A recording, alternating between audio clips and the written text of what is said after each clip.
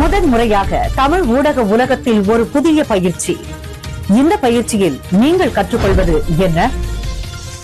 News வாசிப்பு வழிமுறைகள், குரல் கட்டுப்பாடு மற்றும் ஸ்கிரிப்ட் வாசிப்பு, கேமரா முன்னிலை, ஒளிப்பதிவு, முக ஒளிர வைக்கும் மேக்கப் டிப்ஸ், கான்பிடன்ஸ் பில்டிங். ஒரே பயிற்சியில் உங்களை நியூஸ் ரீடரா ஆக்கிடலாம். மேலும் விவரங்களுக்கு வாட்ஸ்அப் டெஸ்ட் பண்ணுங்க.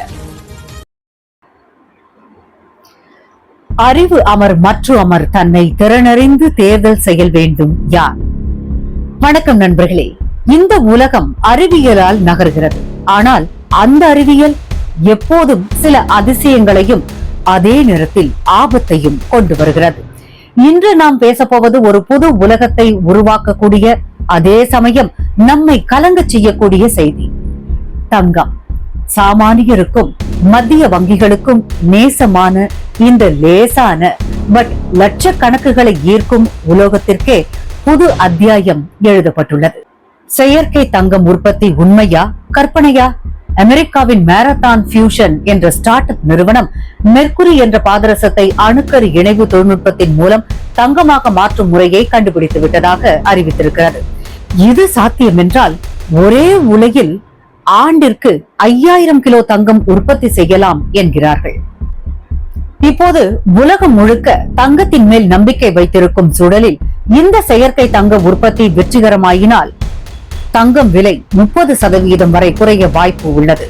இதனால் முதலீட்டாளர்களும் நாட்டு ரிசர்வுகளும் பாதிக்கப்படலாம். அணுக்கரு உலைகளில் வரும் நியூட்ரான்கள் மூலம் பாதரசத்தை பாதரசம் 197 ஆக மாற்றி அதிலிருந்து தங்கம் உருவாக்க முடிகிறது. இது சூரியனின் செயல்பாடை போல நியூக்ளியர் ஃபியூஷன் எனப்படும் சக்தி வாய்ந்த ஒரு இயற்கை அறிவியல்.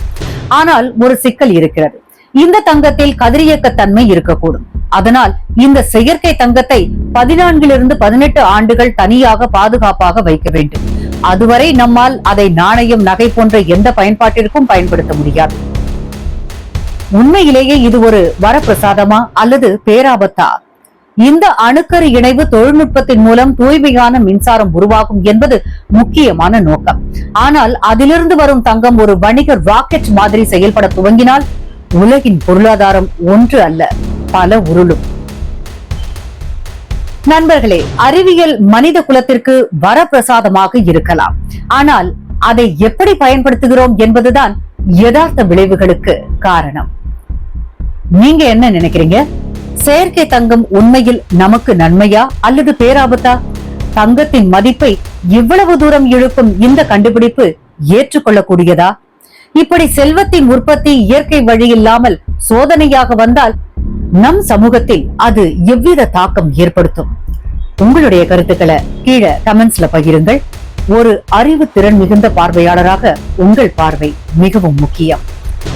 மீண்டும் அடுத்த வீடியோவில் சந்திக்கலாம். அதுவரை உங்களிடமிருந்து விடைபெறுவது உங்கள் தேவிகா சுகுமாரன். நன்றி, வணக்கம்.